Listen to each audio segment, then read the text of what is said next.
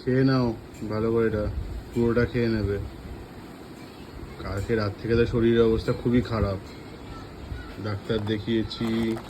দেখো কত রকম ওষুধ সব দিয়েছে, ORS, 2-3 রকমের ট্যাবলেট, বমির ট্যাবলেট। তুমি কিছু বলতে চাও এর পরিবর্তে?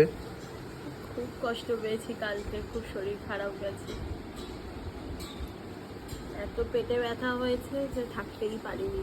আর তেমনি হচ্ছে মানে একদম পটি হয়েই যাচ্ছে, খুব কষ্ট পেয়েছি। খেয়ে নাও, তারপরে খেয়ে দিয়ে ওষুধ খাবে, ঠিক হয়ে যাবে। ইঞ্জেকশন বলো?